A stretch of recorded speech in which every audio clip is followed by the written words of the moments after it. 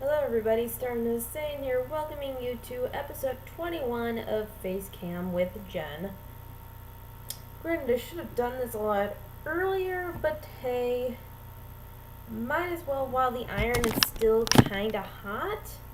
But I did watch the Royal Rumble last night, later in the night, because I was watching it with a friend and we had to wait till he got off work at 10, which meant the pay-per-view was kind of over by that time.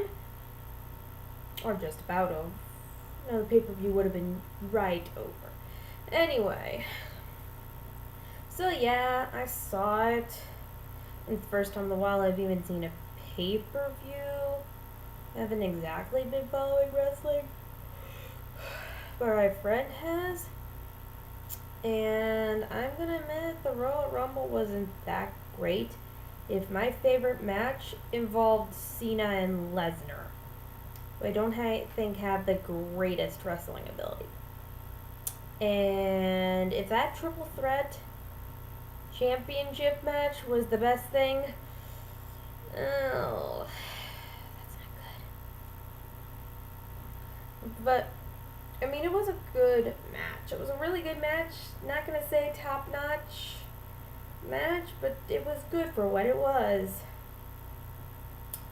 Anyway, on to the main point that anybody who's even watching this and knows what happened probably wants to know what I think about the Royal Rumble match itself. Kinda bad. I'm gonna say there was some good moments.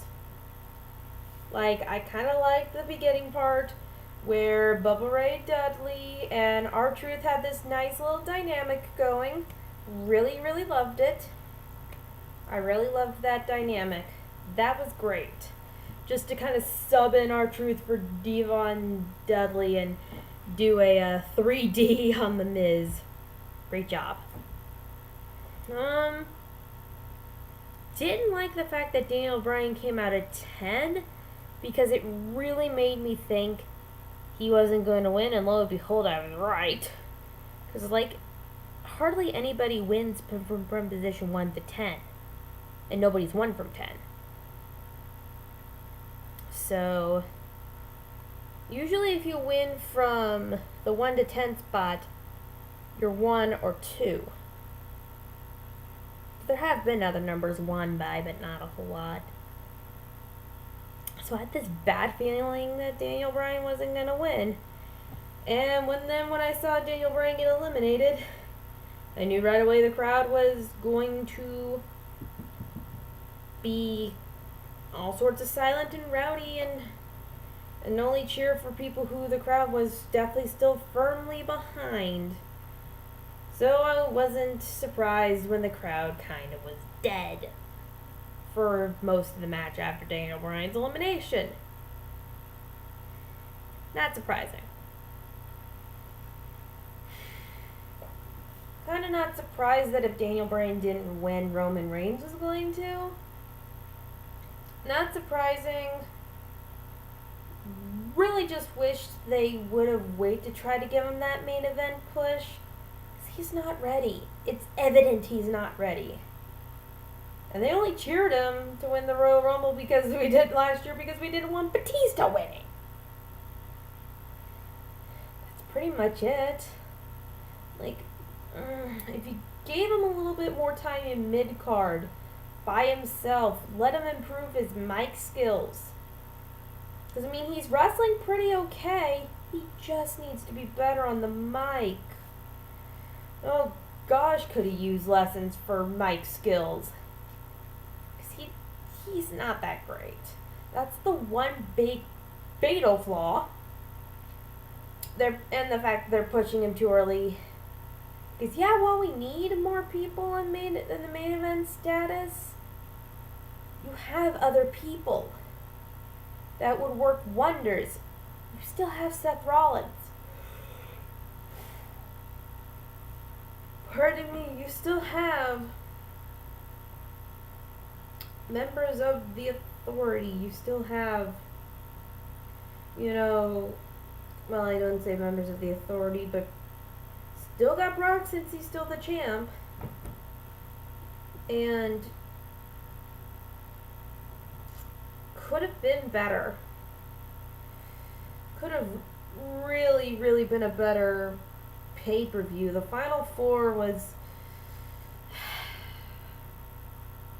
subpar, would probably be the word for it. The most exciting part of the match, besides the fact with Bubba Ray Dudley and Diamond Dallas Page, was the fact that Kane broke Shawn Michaels' record, and that's just only for the fact that I'm a numbers person.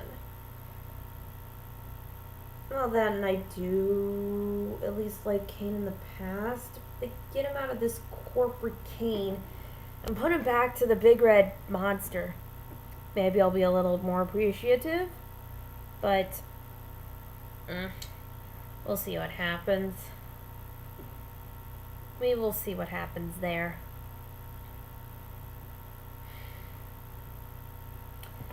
I'm not outraged that, they aren't listening, because that's been evident for years that the WWE doesn't listen. Which is why I'm not big attentive. They didn't listen when we wanted CM Punk on top. They only gave him a small amount of play, and that's why he left. It took forever and a day to give Daniel Bryan what he deserved, because that. And come on. Fans do deserve better product. They do. And I'll admit, it's not my subscription to WWE Network that I'm working on, so and even then, I wouldn't have canceled because there's still so much other stuff to watch. I'm actually gonna, I'm gonna probably watch NXT on Wednesday. Actually, my first time to be able to watch NXT since now I have access to a friend's account and he doesn't mind me using it. So I might give some thoughts on the first NXT I see, which is nice because I may be able to see a little better of a better of a product, but. And this morning I wrote, well, if you want to chant something, crowd, do hashtag Vince step down. And I thought of that last night. Just like, especially if you think NXT is a better product. Vince step down, hashtag Vince step down on Twitter and stuff, and then just chant, Vince step down, Vince step down. And I got only somebody's attention when I said that this morning. Anyway, thank you guys so much for watching. And I will see you in the next video, though I don't know when the next video will be. I'm going to be a little busy the next few days besides, well, it'll probably be an NXT, first impression NXT review on Wednesday. Probably be the next time I'll be able to do something. Because I'm busy Tuesday, I'm busy Thursday. Now it's my phone.